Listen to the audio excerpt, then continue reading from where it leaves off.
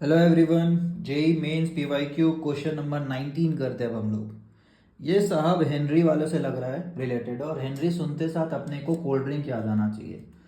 तो cold drink वाला principal क्या होता है भाई, कि कोल्ड ड्रिंक का जितना CO2 हवा में होगा, इसलिए तो ढक्कन क्लोज रखते हैं, उतना चांसेस है CO2 अंदर घोल में जाके डूब जाए। तो हम लोग बोलते थे P is directly proportion to H, और एक कांस्टेंट आता था। ये मोटा मोटी तौर पे हेनरी साहब बोल रहे थे कि जितना कोल्ड ड्रिंक हवा में रहेगा उतना ही कोल्ड ड्रिंक अंदर डूबेगा। तो भैया कोल्ड ड्रिंक के CO2 जो है, जितना CO2 हवा में रहेगा उतना ही अंदर जाएगा। तो CO2 को उड़ने ना दे, ढक्कन ना खोले। पहली बार ढक्कन खोलने से गड़बड़ हो जाएगा, CO2 हवा में कम तो अंदर से भी कम होने लगेगा। ठीक है, तो ऐसी बातें किए थे। दूसरा, एक पार्टिकुलर टेम्परेचर पे KH कांस्टेंट होता है। तो एक पार्टिकुलर टेम्परेचर पे अगर आपको मान लेते हैं 25 डिग्री है मेरा टेम्परेचर, उस पर मुझे CO2 और डुबाना है कोल्ड ड्रिंक के अंदर, तो भैया आपको प्रेशर ही बढ़ाना पड़ेगा CO2 का। CO2 के वेपर्स और डाल के ढक्कन बंद करना पड़ेगा, है ना। तो उस टेम्परेचर पे तो और कोई उपाय ही नहीं है। तो KH टेम्परेचर डिपेंडेंट भी था और गैस डिपेंडेंट भी था। CO2 के लिए KH का वैल्यू अलग आएगा, तो भाई हाइड्रोजन गैस होगा तो अलग आएगा। तो ये सब बातें NCERT में लिखा हुआ है कि KH जो होता है वो गैस पे डिपेंडेंट होता है ना। और KH जो है टेम्परेचर के हिसाब से जनरली बढ़ जाता है ना। डायरेक्टली प्रोपोर्शन होता है, टेम्परेचर अगर बढ़ाए तो KH बढ़ेगा, मतलब CO2 कम डूबेगा ना। देखो, ठीक है, पार्शियल प्रेशर मान लेते हैं 100 है ना।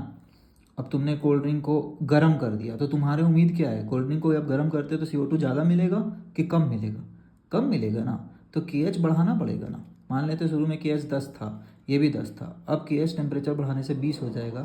तो देखिए 20 × 500, पार्शियल प्रेशर उतना ही है, CO2 हवा में उतना ही है, पानी में घपला हो रहा है। ठीक है, तो पहला वाला स्टेटमेंट पढ़ते हैं। Higher the value of KH at a given pressure, तो गिवन प्रेशर मान लेते हैं 100 है। यही एक्सपेरिमेंट अपन कर लिए। तो पहले KH मान लेते हैं 10 था, तो कितना डूबा हुआ मिलेगा, CO2 कितना डूबा हुआ मिलेगा कोल्ड ड्रिंक में? 10, है ना। Mole fraction, mole fraction all दो पॉइंट में आता है, हम लोग एक नंबर ले रहे हैं बस समझने के लिए मैथमेटिकली। और अगर KH का वैल्यू बढ़ा, मान लेते हैं KH 20 हो जाता है, प्रेशर सेम है, गिवन प्रेशर बोला है ना, प्रेशर सेम है। अगर KH को कोई बढ़ाता है, ये तो मैथ्स का बात हुआ ना, कि अगर A × B कांस्टेंट है, A बढ़ा तो B घटेगा ना। तो ये कितना आएगा? 5। तो देखिए यही चीज़ तो बोल रहा है, पूरा मैथमेटिकल स्टेटमेंट। अगर नहीं भी पढ़े तो मैथमेटिक्स आता है या इक्वेशन आता है तो पता चल जाएगा। Higher the value of KH at a given pressure, pressure LHS तो कांस्टेंट रख दिया आप, और KH × X होता है LHS के बराबर, तो KH बढ़ेगा तो X घटेगा। Higher is the solubility, higher थोड़ी हो जाएगा, घटेगा ना ये। तो ये हो गया फॉल्स। हम लोग से क्या पूछा था? Not correct. मिल गया एक बारी में जवाब। तो जवाब तो मिल गया ऑप्शन ए में ही, BCD सही रहा होगा। तो ऐसे क्वेश्चंस में BCD पढ़ेंगे, क्यों? उससे सीखने को कुछ ना कुछ मिलेगा अपने को फ्यूचर के लिए, कि भैया बाकी सब भी ट्रू है। Different gases have different KH, अभी हम लोग बात किए कि गैस डिपेंडेंट है, CO2 अलग डूबेगा, है ना। तो सेम प्रेशर पे KH अलग होगा तभी ना X अलग आएगा। तो 100 सबका पार्शियल प्रेशर रख दिया, अलग अलग गैस एक्सपेरिमेंट कर रहे हैं कि पानी में कितना डूबेगा, तो उसके KH पे डिपेंड करेगा। जिसका KH बढ़ा उसका X कम, जिसका KH छोटा उसका X ज़्यादा। तो KH का वैल्यू चेंज होता है गैस के हिसाब से, नहीं तो सारे गैस का सॉलिबिलिटी सेम नहीं आएगा। Different gases have different KH वैल्यू at same temperature. The partial pressure of the gas in vapour phase, partial pressure in vapour phase कौन सा होता है? LHS, is proportional to the mole fraction of the gas in the solution. ये तो एकदम सही है, ये तो हेनरी लॉ है, P is directly proportion to X, यही तो हेनरी लॉ है, और है क्या।